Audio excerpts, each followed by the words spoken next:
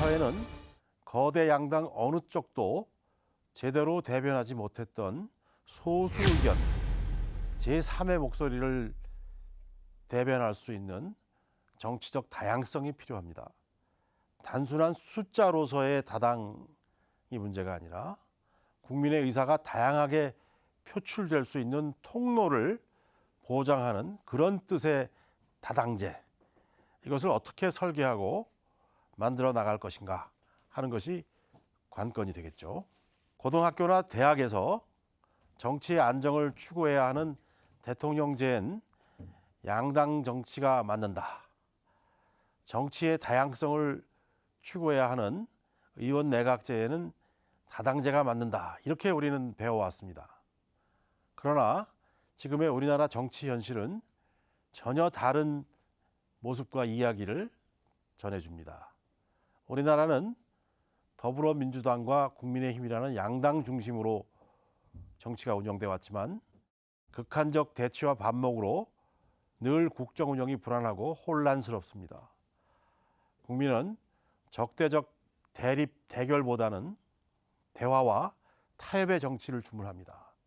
하지만 양당은 어떤 일이든 간에 어떤 경위든 간에 진흙탕 싸움을 멈추지 않습니다. 그렇게 되는 이유는 소선거구 다수대표제란 선거제도에서 비롯되는 부분이 크다고 봅니다.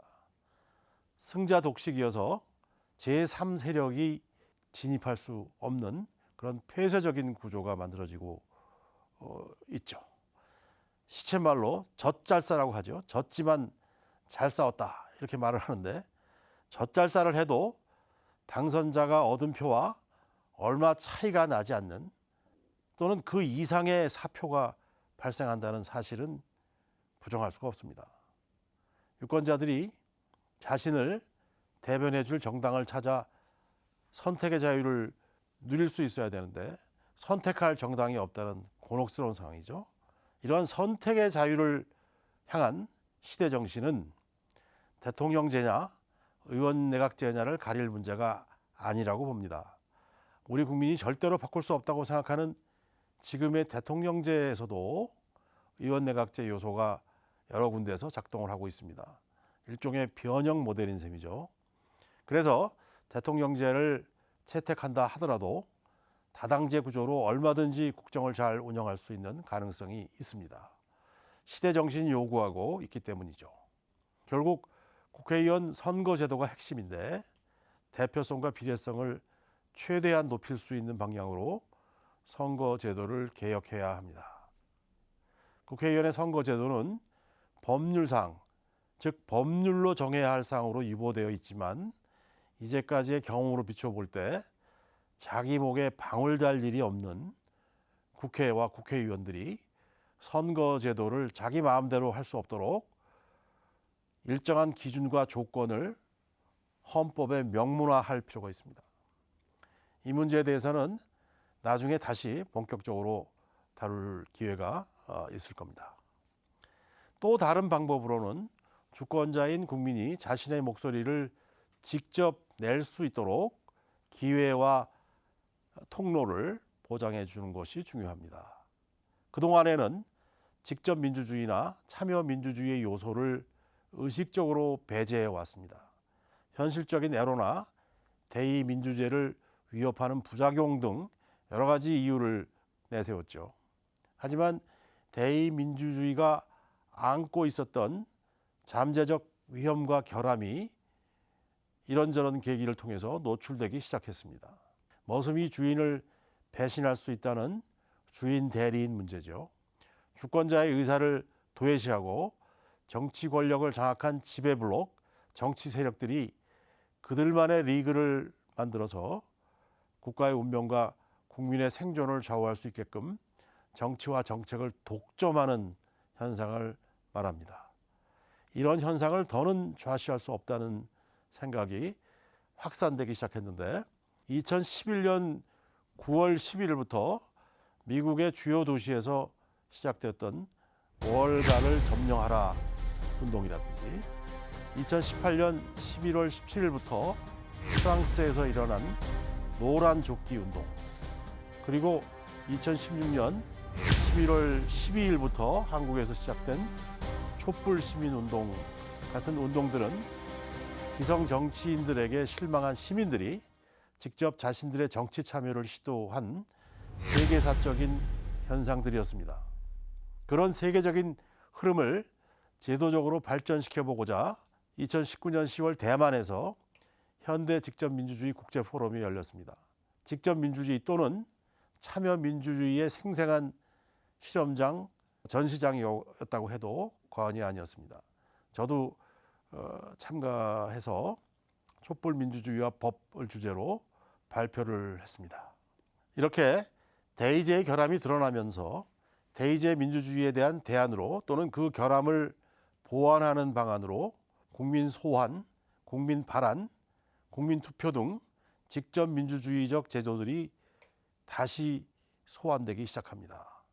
아울러 시민의회라든지 추천민주주의 같은 말들이 핫 이슈로 떠오르기도 했습니다.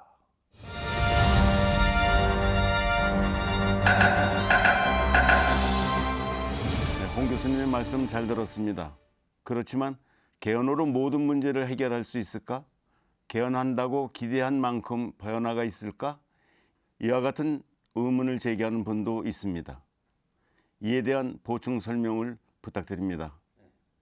당연히 헌법은 모든 문을 열고 막힌 곳을 뚫어주는 마스터키는 아닙니다.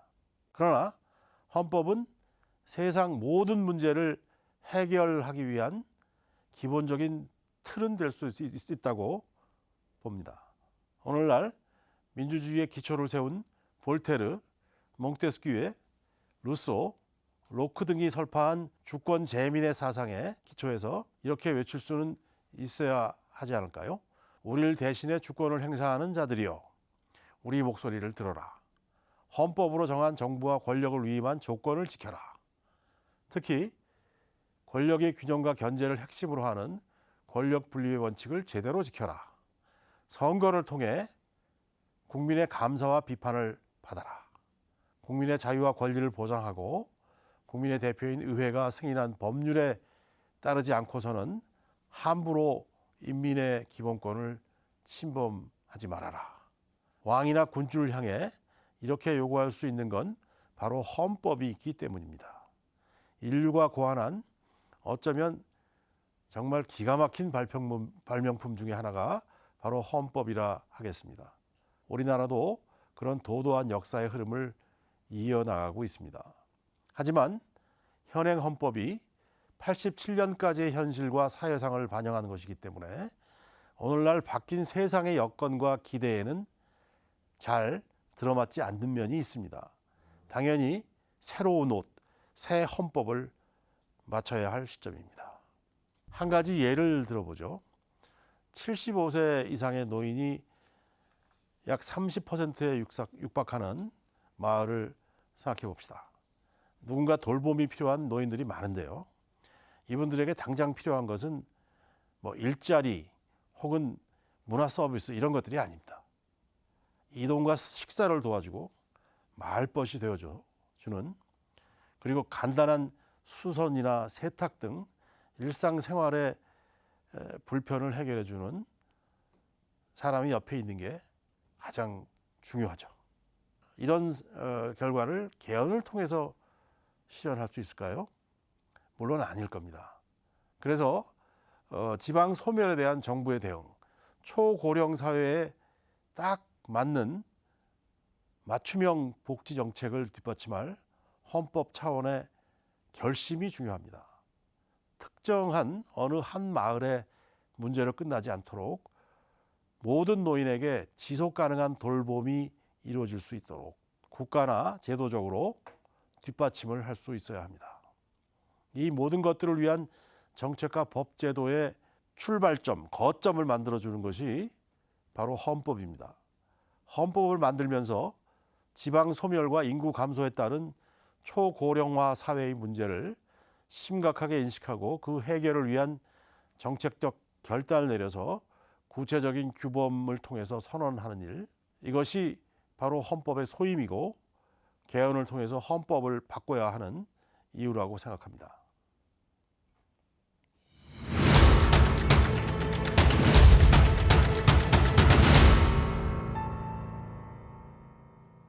지금까지 홍준영 교수님과 함께 우리 시대 미안의 과제로 남아있는 헌법 개정의 이유와 논리, 배경 등에 대해서 알아보았습니다. 각 시대의 정신을 담아온 헌법, 그 헌법이 진짜로 헌법다울 수 있게 하고 제대로 된 시대의 목소리를 담아낼 수 있도록 하려면 우리는 앞으로 어떤 목소리를 내야 하고 그것을 어떻게 조율해야 할까요? 다음 시간에는 우리 국민들이 절대로 양보할 수 없다고 생각하는 대통령 중심제에 대한 고민부터 해보도록 하겠습니다. 고맙습니다.